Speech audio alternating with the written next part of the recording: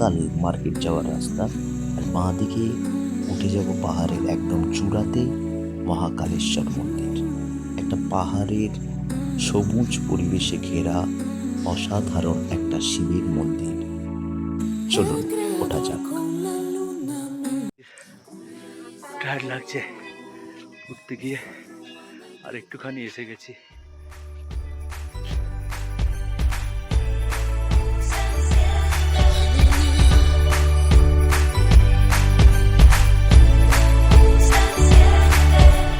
Estuvimos lejos este año, pero llega ya Navidad.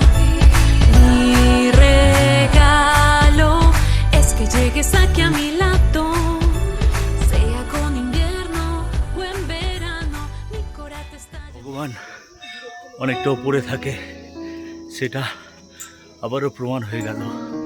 চলুন, এসে গেছি মহাকাল মন্দিরে।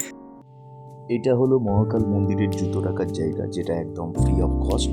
আর এই বাঁ হাতে চলে গেল মহাকাল বাবার গুহা, আর একটু ডান দিকে সোজা আপনারা দেখতে পাবেন এটা হচ্ছে প্রসাদ এখানে পাওয়া যায়। এখানে প্রসাদ নিয়ে আপনারা মহাকাল মন্দিরে পুজো দিতে পারবেন। চলুন ওঠা যাক মহাকাল মন্দিরে। সরঞ্জাম নিয়ে নিয়েছি, পাশেই দোকান আছে, আপনারা এখানে নিয়ে নিতে পারবেন। এই পুজোর সরঞ্জামে দেয়া আছে ত্রিশূল, একটা পান, একটা চেলি, ধূপ, আর এই হচ্ছে মন্দির। প্রবেশ করতে চলেছি মন্দিরে, চলুন।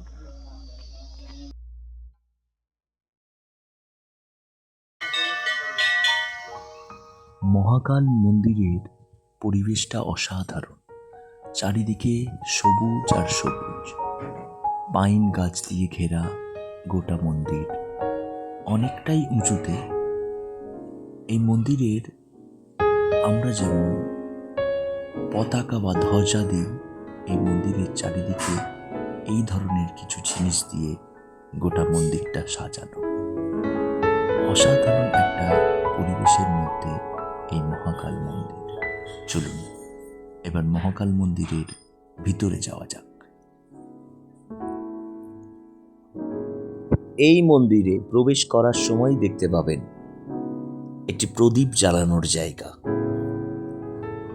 তাছাড়াও এই মন্দিরে ঢুকেই বাঁ দিকে আপনারা প্রদীপ বা ধূপ জ্বালাতে পারেন। এই মন্দিরের একটি বিশেষত্ব দেখলাম, মন্দিরের পুরোহিত 4 জন। একজন গীতা পাঠের মতো তিনি একটা বই নিয়ে পড়েই চলেছেন, আর সারাদিনে যে পুজো, নিত্য পুজো, যেটা সাধারণ মানুষের জন্য যে পুজো, সেই পুজো করছেন 3টে পুরোহিত। ইনিই হলেন বাবা মহাকালেশ্বর। এই মন্দিরের আর একটা বিশেষত্ব, এই মন্দিরের প্রসাদের সাথে একটি করে ত্রিশূল দেয়া হয়।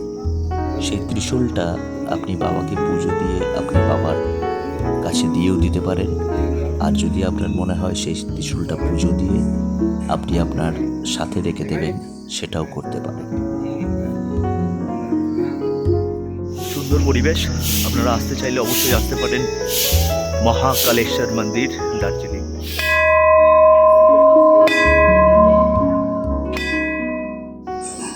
এটা হলো আপনাদের সকলের পরিচিত দার্জিলিংয়ের ম্যাল। ম্যালের পরিবেশটা খুব সুন্দর। এখানে আমার সাথে একজনের পরিচয় হয়েছে।